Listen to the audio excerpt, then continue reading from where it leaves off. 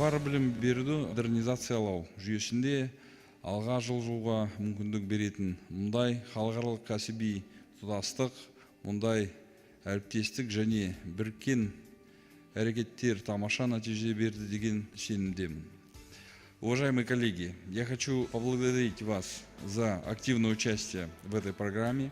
Вы проделали огромную совместную работу. Эта программа — обмен информацией, возможность задавать друг другу и зарубежным коллегам вопросы, отвечать на них, делиться лучшей практикой, идеями. И те знания в области академического управления, которые вы далее будете применять в своих коллективах, я уверен, дадут значимый эффект в росте наших университетов, в частности, системы высшего образования в целом. Мы должны отказаться от неэффективной и нерезультативной работы, переосмыслить миссии, стратегии, планы наших университетов. И в рамках этой программы вы плодотворно поработали над стратегиями своих университетов, выяснили, каким потенциалом обладают наши высшие учебные заведения, выяснили, как нарастить этот потенциал и далее. Мы рассчитываем, что эта программа и ваше участие даст новый импульс дальнейшему развитию высшего образования в Казахстане. Dear colleagues, I'm very pleased to express my gratitude to the Leadership Foundation of Higher Education, especially Director of International Project David Locke, International Associates of the Leadership Foundation David Perry and John Davis. You have indeed done enormous work on the highest level. Your program is well thought and well organized, and I believe one will be hard-pressed to find a partner as good as you are. You have made invaluable contribution to the project that will have a further impact on the development of higher education in Kazakhstan. It is our pleasure to be working with Nazarbayev Graduate School of Education to deliver this very special course for rectors in Kazakhstan.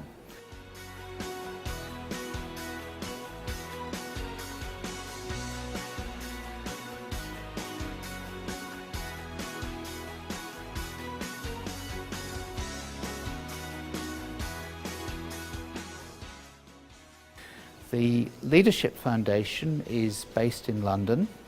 Most of the British universities are in membership of it, and it provides programs for higher education leaders. It undertakes research into leadership. It publishes documents and does consultancy, and it has worked with 32 different countries to deliver programs. The purpose of the program, which we are delivering here in Kazakhstan, is to help prepare the rectors and the vice-rectors and deans to lead their universities in a more autonomous way, so that the policies of the ministry will be able to be implemented. In this program, what we're looking at is governance, we're looking at strategic planning, we're looking at financial planning, marketing, and a number of other aspects which rectors will need to lead themselves at such time as their universities to become more autonomous. I have to say that we have been thrilled working with this group. The very enthusiastic way in which members have engaged with us, the very insightful questions which they have asked, and their energy in coming so early in the morning and working late in the evening has been really impressive. Next week, half the group will go to Berkeley and half the group will go to Singapore. And in those visits, they will be looking for evidence of how financial policies, academic policies, and so on are carried out in universities there, so that they can come back to Astana and make impressive presentations to the minister to show him how the universities propose to respond to the greater autonomy. It has been a real pleasure working with the group, and I hope that we will continue to work with them in the future. We've been really impressed by the way in which the rectors, vice-rectors and deans have engaged in this programme. The questions have been very insightful indeed. Indeed, they have helped us to learn as well. The programme is going to be evaluated in a special way. We're not just going to ask the participants what they thought of the programme, what they liked and what they didn't like. Each of the participants will leave the programme with an action plan that they intend to implement in their own university.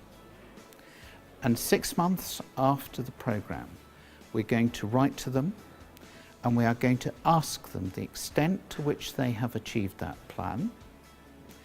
If they've not been able to implement certain things, why that is, and what further help we may be able to give them. Through doing that, this won't just be a course that people turn up to. It will be a programme that will make a real difference to the development of higher education in Kazakhstan. The particular areas that I have been covering here in this week of lectures and presentations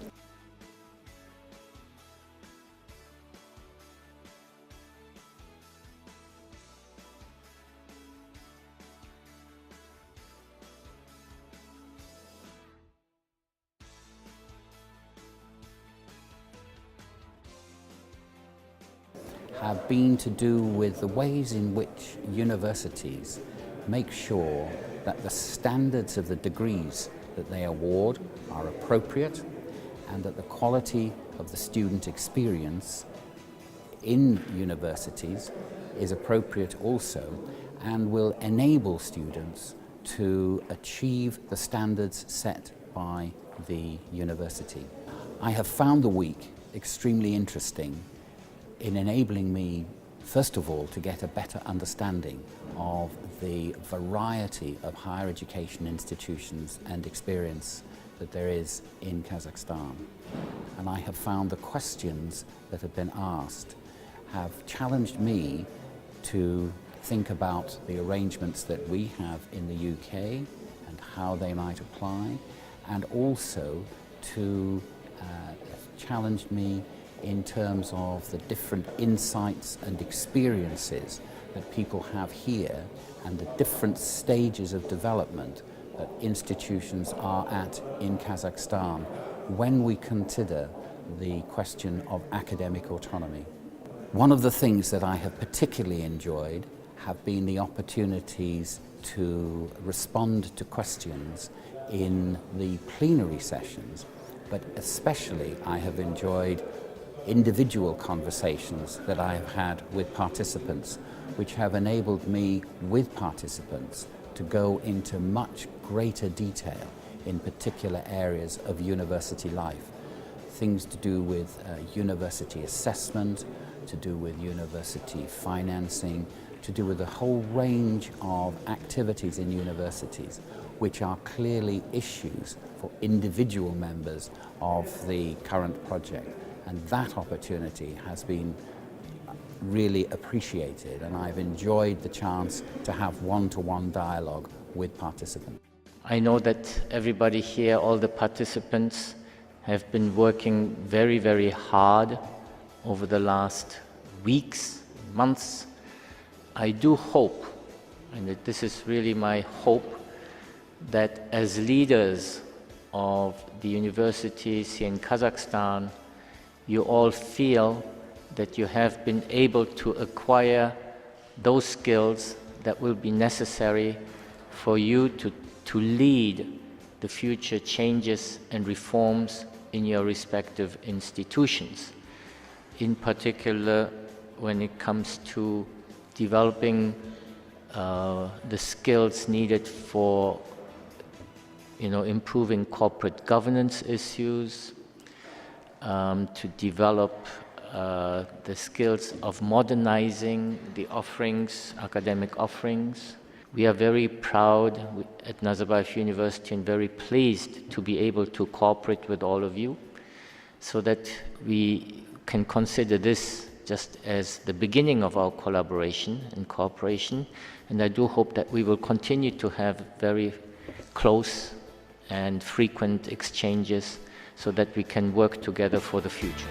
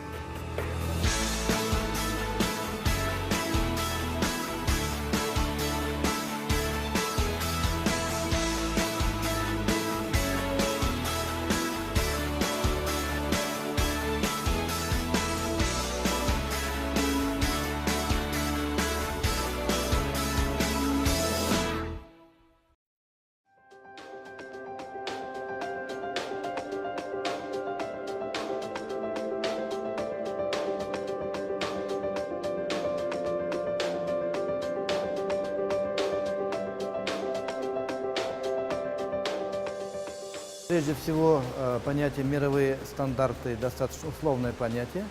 Тем не менее, сейчас в Казахстане идет процесс реформирования многих направлений, скажем, в том числе социальной сферы.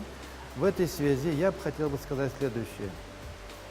Работа должна вестись, и она уже идет по 3 направлениям. Первое – это модернизация существующих крупных университетов. Они становятся исследовательскими и так далее. Это как бы элитные вузы Казахстана. Во-вторых, процесс объединения, слияния вузов. Этот процесс тоже получил свое начало. И в-третьих, создание нового университета. И вот сегодня мы в этом созданном новом университете, это большая программа, это инициатива главы государства, эта программа реализовывается в сотрудничестве со Всемирным банком. И я думаю, что сотрудничество с Назарбаев университетом поможет вузам, прежде всего региональным вузам, выстроить новые взаимоотношения, новые направления в своей ежедневной деятельности. Для этого, чтобы казахстанские вузы как бы могли бы быть на уровне, скажем, мировых стандартов, так условно говоря, а скорее всего, точнее будет, наверное, чтобы они стали конкурентоспособными, казахстанские вузы и их руководителям необходимо понять следующие вещи. Это что такое управленческая автономия, что такое академическая автономия, что такое финансовая автономия. Абсолютной автономии нет в мире нигде. И эффективность решения в этом вопросе будет зависеть от баланса, гармонии всех этих направлений. Ну, один из таких важных, наверное, моментов, на которые следует обратить внимание ректорам университета, руководителям высших учебных заведений, это ситуация, условия перехода университетов к автономии. В Сингапуре практически 70% идет как бы финансирование государства, системы высшего образования, образования в целом. У нас в государстве практически такая же аналогичная ситуация, то есть больший процент идет государственной поддержки. Тогда, как мы знаем из опыта американские университеры Великобритании, там этот процент все-таки ниже. И в этом отношении, конечно же, государственный как бы надзор за бюджетными средствами, он очень тщательный, наверное. Но в то же время это не надзор, когда вот просто идет инспекция, контроль, а это на условиях доверия, когда университеты сами управляют своим бюджетом и имеют возможность через корпоративные органы управления решать вопросы. И это все прозрачно, транспарентно. То есть действительно видна работа на результат.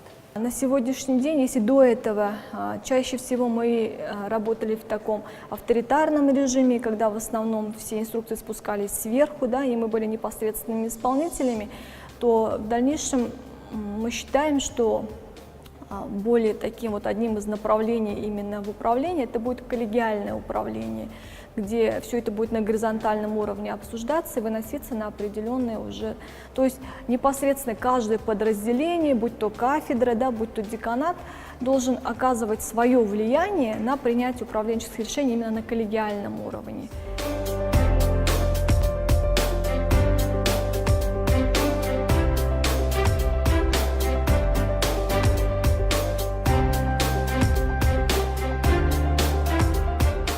Университеттің көшбасшысы ретінде мен тек қана басшыларды санамаймын. Университетте жақсы ғалым, өзінің саласын өте жақсы меңгерген профессорлар, ғалымдар, солар болашақта сол әр уақытта да сол университеттің көшбасшысы ретінде танимын. Осы шетелде талай университеттерде болып жүрміз. Сол кезде әрбір университет өзіндегі жақсы ғалымдарын айтып мақтанады. Мысалы, мен бір Японияның университетінде болдым 3 жыл бұрын. Сонда университеттің ректоры маған университет таныстырғанда қысқа ғана айтты: біздің университетте 3 Нобель лауреаты қызмет жасайды, ал олимпиада чемпиондарының санын білмеймін деп. Яғни солардың көптігімен сондай атақты жақсы ғалымдардың, қоғамда белгілі адамдардың менен мақтанады әрбір университет. Сондықтан бізде де сондай жақсы ғалымдарымыз, әлемге танымал ғалымдарымыз, ұстаздарымыз көбейсе, студенттеріміз, сол кісілер көшбасшы деп санаймын. Лидер в вузе, так же как и везде, он должен быть инициатором нового и организатором вот этого процесса реновации. Но ни один лидер в одиночестве эти проблемы не сможет решить. Значит, важно, чтобы лидер мог собрать вокруг себя коллектив, собрать сообщество, и от действия от лидера по этому, скажем, моменту, по тому, как он сможет сколотить коллектив, будет зависеть и эффективность действий всего учебного заведения. Қазіргі уақыттағы көшбасшы өз тарапынан шешім қабылдауға қабілетті болу керек, қорықпау керек, өзіне жауапкершілікті ала білу қажет. Белгілі бір топ адамдарды өзімен бірге ала жүретін көшбасшылар ол нағыз көшбасшылар деп ойлаймын. Негізі осындай балансты табу өте қиын, бірақ осыған тырысу керек. Әрине оған нақты бір дайын формула жоқ. Осы формуланы әрбір адам өз тарапынан табу қажет деп ойлаймын. Будучи я деканом, я, например, считаю, что декан определенного факультета – это специалист не только, допустим, своего направления, экономист, юрист, там, филолог. Лидер в первую очередь должен быть в этих изменяющихся условиях и менеджером, и психологом, и человеком, который непосредственно будет адекватно реагировать на те изменения, которые будут происходить в обществе, в вузе, непосредственно применительно к своему направлению деятельности.